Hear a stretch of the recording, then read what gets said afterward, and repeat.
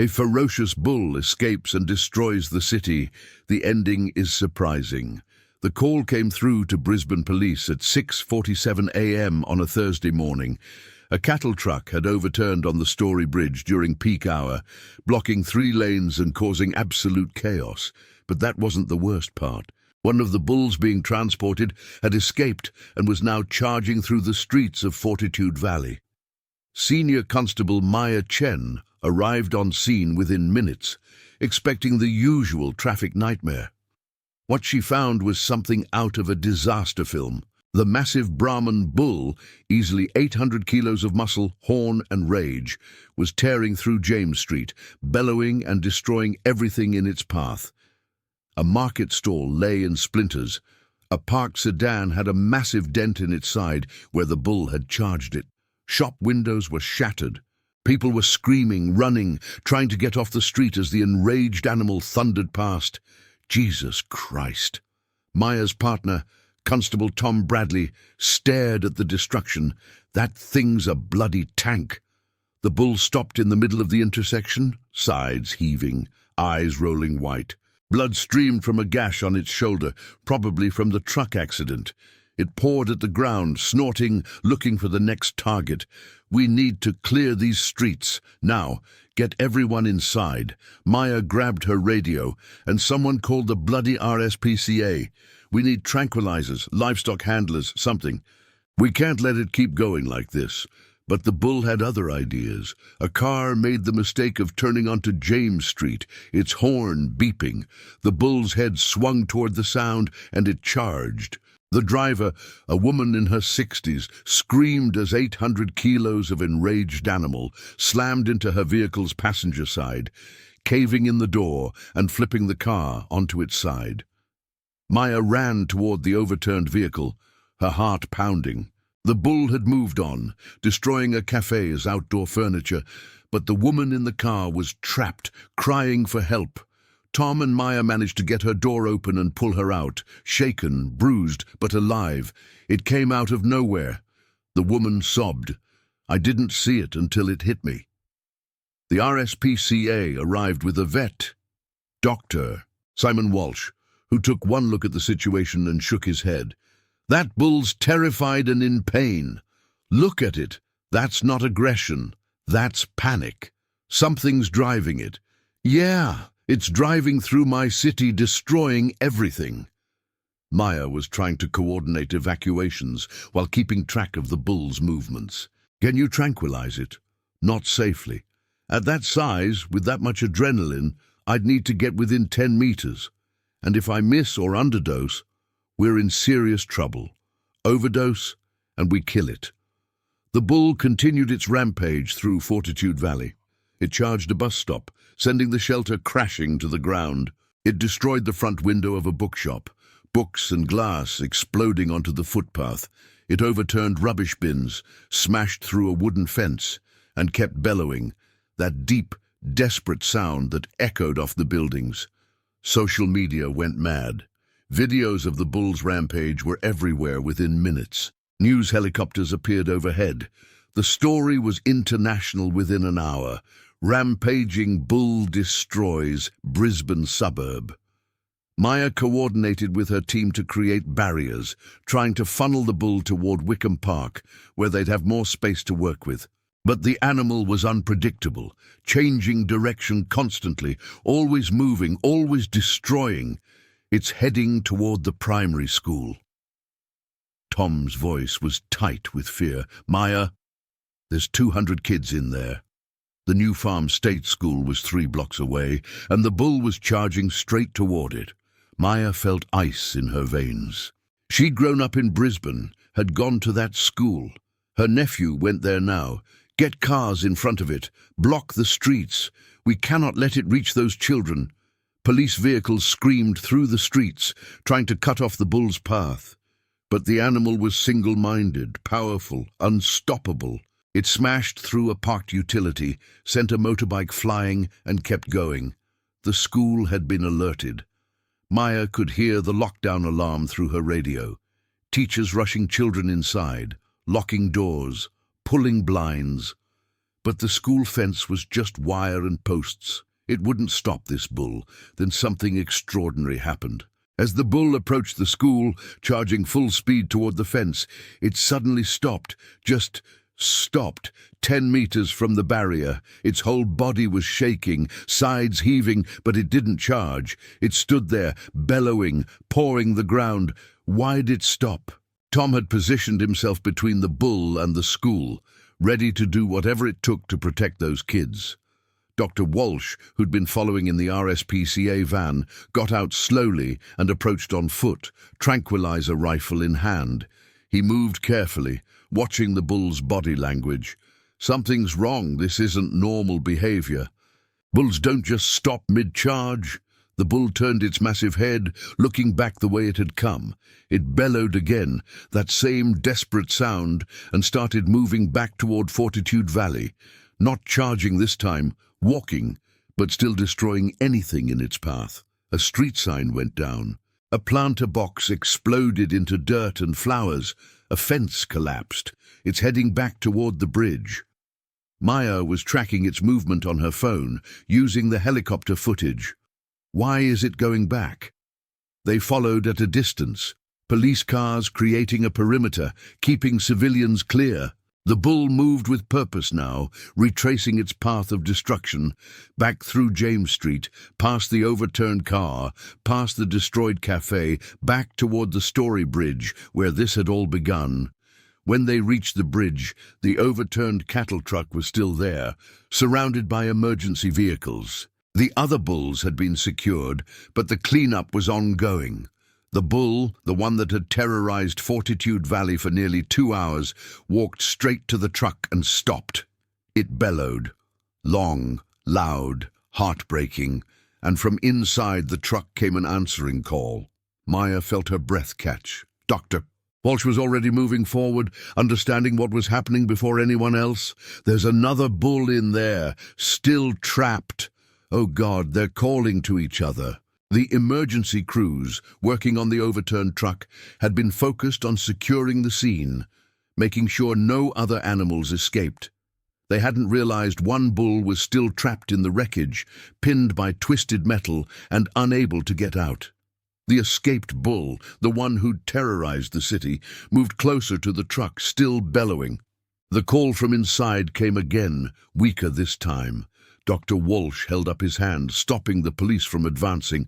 Don't approach. He's not being aggressive anymore. He's trying to reach whoever's in there. Maya watched in amazement as the massive bull, who minutes ago had been destroying everything in sight, gently pressed his head against the truck's damaged side.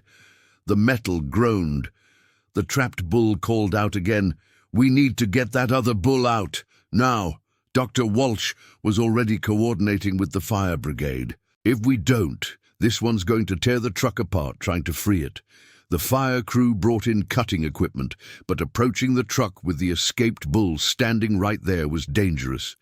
Every time they got close, the bull would shift, positioning himself between them and the truck.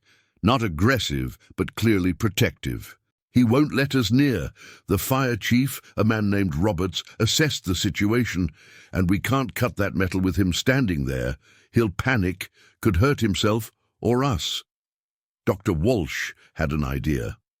He'd noticed something about the bull's behavior, the way it responded to the calls from inside the truck. They're bonded, closely bonded. Watch how he reacts. From inside the truck came another bellow, and the escaped bull immediately responded, pressing harder against the metal, trying to reach through the gap.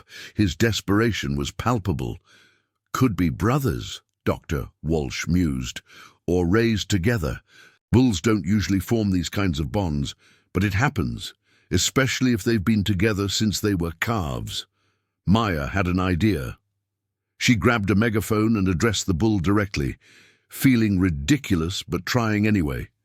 "We're going to help. We're going to get your mate out, but you need to step back."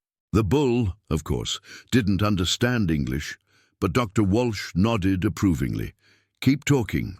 Calm, steady voice. He's intelligent enough to recognize tone. They brought in portable barriers, creating a safe zone for the fire crew to work. The escaped bull watched every movement. tense but not attacking. Every few minutes, he'd call to the trapped bull, and the response would come back, reassuring them both that the other was still there. The cutting took 45 minutes, agonizing, slow work, peeling back the truck's mangled side while trying not to stress the trapped animal further. Maya stayed at the barrier, keeping up a steady stream of calm talking, even though she felt absurd. Finally, the fire crew created an opening large enough. The trapped bull, slightly smaller than the escaped one, with distinctive white markings on his face, struggled to his feet. He was injured, his left hind leg clearly damaged, but alive. The moment the trapped bull emerged, the escaped bull pushed past the barriers. Police tensed, hands on their weapons, but Dr. Walsh shouted, "Stand down! He's not attacking!" The two bulls met, pressing their heads together, making soft, rumbling sounds. The escaped bull walked around the injured one, sniffing him, checking him over. The injured bull leaned heavily against his companion, and the larger bull supported his weight. They're brothers. Dr. Walsh's voice was filled with emotion. Or as close to brothers as bulls get. Look at them. Maya felt tears sting her eyes. This bull, this ferocious, rampaging animal, had spent 2 hours destroying a city trying to get back to his trapped companion. Every smashed car, every broken window, every moment of chaos had been driven by one simple need: find his brother. He never meant to hurt anyone. Maya's voice was quiet. He was just terrified and trying to get back here. The truck driver, who'd been treated for minor injuries and was now watching from an ambulance, started sobbing. "I didn't know. When the truck went over, everything was chaos.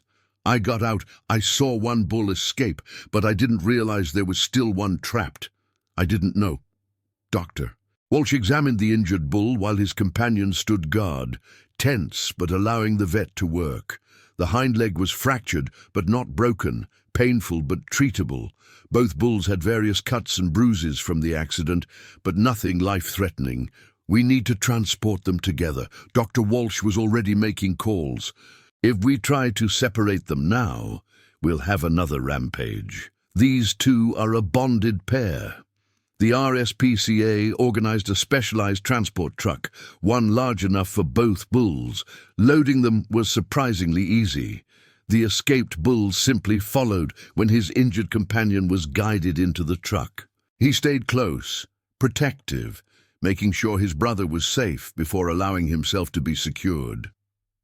As the truck pulled away, heading to the RSPCA's large animal facility, Maya stood in the middle of James Street looking at the destruction. Smashed cars, broken windows, destroyed property. It looked like a war zone. Tom came up beside her, handing her a coffee from the only cafe still standing.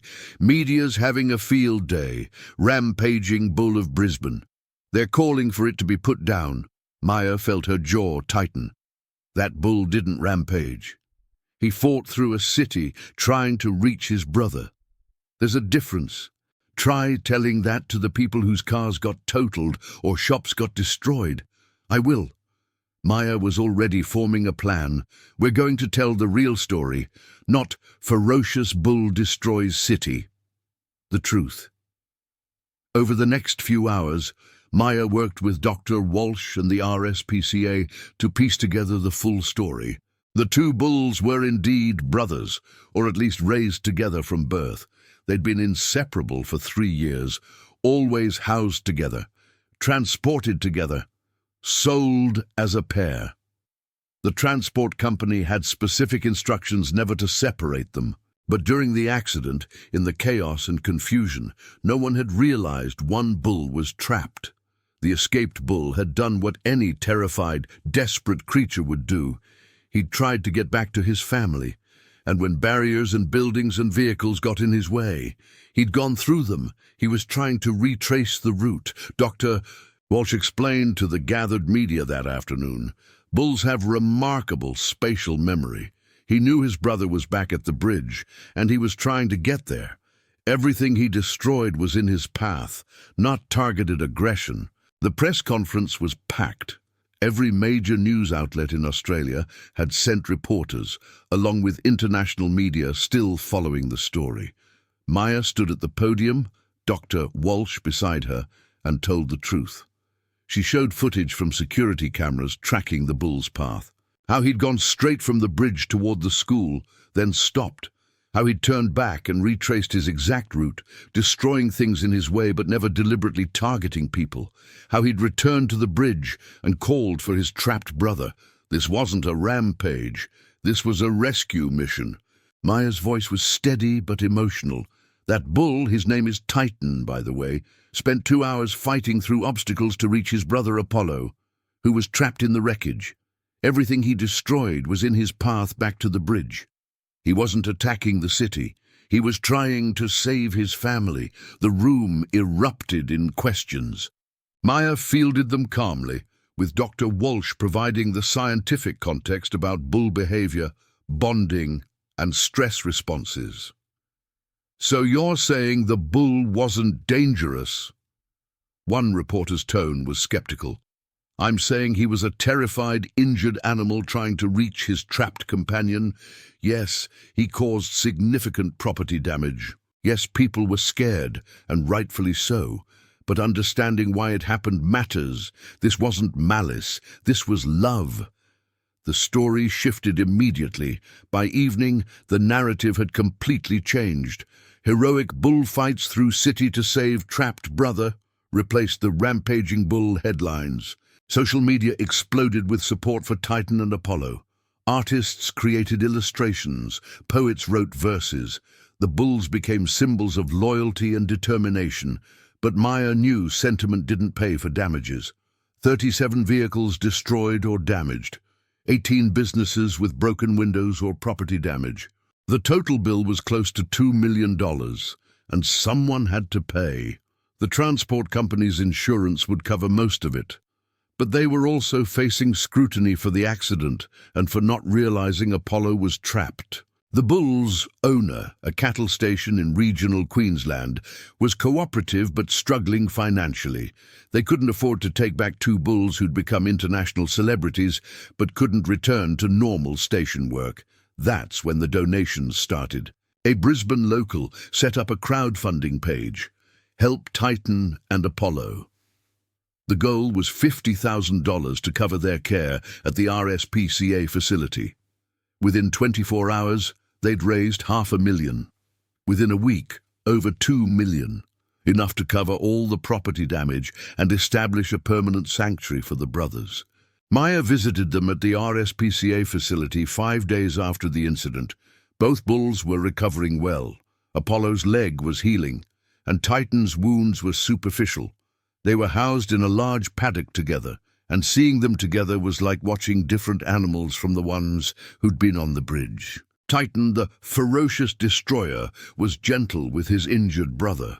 He'd walk slowly when Apollo limped beside him, would position himself to block the sun when Apollo needed shade, would call softly if they were separated even by a few meters. They're remarkable. Dr. Walsh stood beside Maya, watching the bulls graze. In 40 years of veterinary work, I've never seen a bond like this. Titan literally fought through a city for Apollo. That's extraordinary. What happens to them now? All this money, all this attention, what's next? Dr. Walsh smiled. We're creating a sanctuary, just for them initially, but it'll expand. A place for animals who can't return to normal life, but deserve better than being put down or sold off. Titan and Apollo will be the first residents. The sanctuary was established on 50 acres outside Brisbane, funded by the donations and ongoing public support. It opened 3 months after the incident, with Titan and Apollo as the inaugural residents. The opening ceremony drew hundreds of people, all wanting to see the bulls who'd captured Australia's heart. Maya attended with her nephew, the one who went to New Farm State School where Titan had stopped his charge. The boy stared at the massive bulls in awe. That's the one that almost came to my school. That's him. But he stopped, didn't he? Something made him realize there were children there. He chose not to hurt you. He looks nice now. Maya smiled. Titan was grazing peacefully, Apollo beside him, both completely calm in their new home. He was never not nice. He was just scared and desperate. There's a difference. The story of Titan and Apollo became a case study in animal behavior courses. Dr. Walsh published a paper on bonded bulls and stress responses. The transport company implemented new protocols for checking vehicles after accidents. Brisbane's emergency services developed new procedures for dealing with escaped livestock. But the real impact was harder to measure. How many people looked at aggressive animals differently now? How many understood that behavior labeled ferocious might be fear or desperation? How many stopped to ask why before condemning? 6 months after the incident, Maya returned to the sanctuary.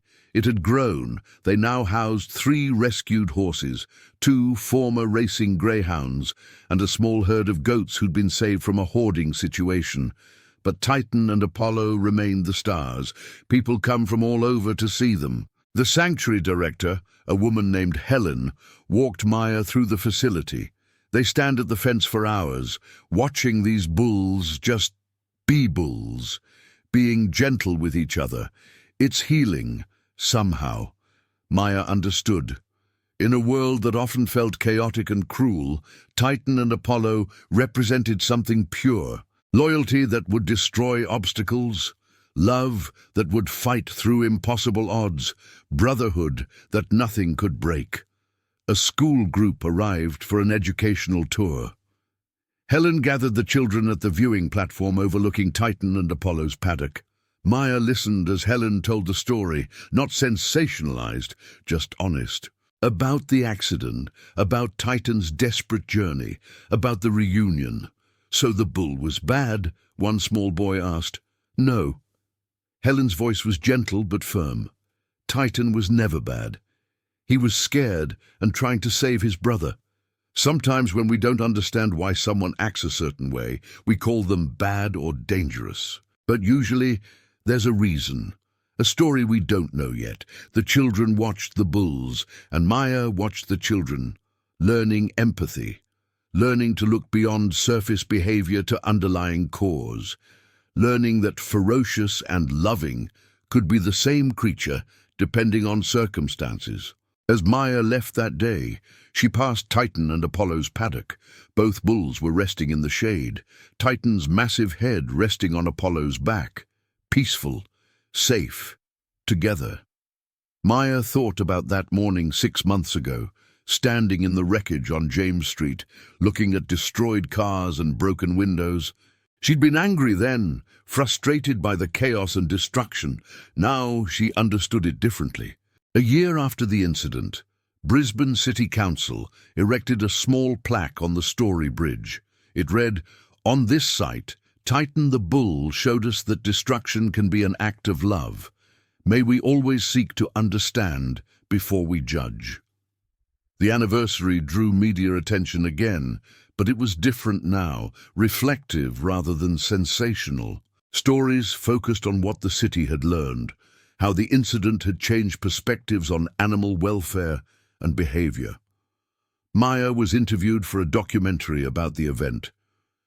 Sitting in the same intersection where she'd first seen Titan charging through, she reflected on that chaotic morning. "I was terrified, angry. I thought I was dealing with a dangerous animal that needed to be stopped at any cost. But the truth was, I was dealing with a desperate brother who would do anything, destroy anything, to reach his family. Once I understood that, everything changed." The documentary included interviews with business owners whose shops had been damaged. Surprisingly, most bore no ill will toward Titan. "Yeah, he destroyed my cafe's outdoor furniture, cost me thousands. But when I learned why..." One woman shrugged.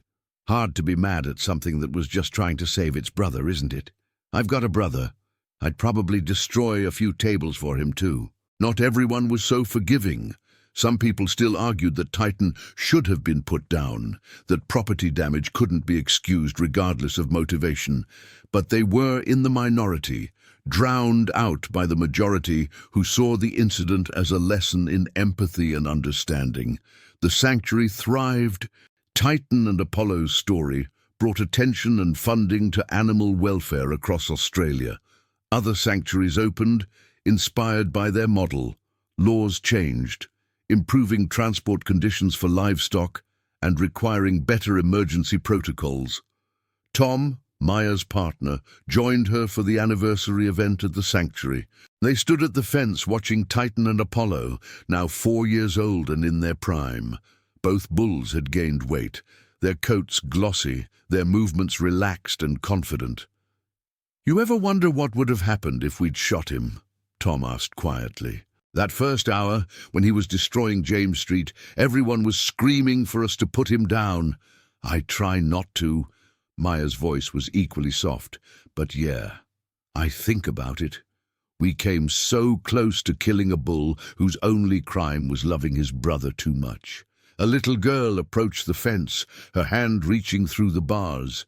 Helen, the sanctuary director, gently guided her back. "Remember the rules. We don't touch without permission, and we're respectful of their space." But Titan had noticed the child. He walked over slowly, his massive bulk somehow gentle in movement, and lowered his head near the fence, not threatening, just curious. The girl's eyes went wide. "He's so big." "He is, but he's also very kind." Helen knelt beside the child. "Titan knows you're small, and you're not scary. See how gentle he is." Titan snuffled softly, and Apollo joined him, both bulls investigating the tiny human who was fascinated by them. The girl giggled, and her mother snapped photos, tears in her eyes. "A year ago, I would have run from that bull." The mother said, "Now I'm letting my daughter meet him. Isn't that extraordinary?" It was... Maya thought about all the extraordinary things that had come from that terrifying morning. A city that learned to ask why before judging. A community that raised millions for 2 bulls they'd initially feared. Children who learned that aggressive behavior often masks fear or pain. The documentary ended with footage from that morning. Titan charging through the streets, destroying property, causing chaos. Then it cut to footage from the present.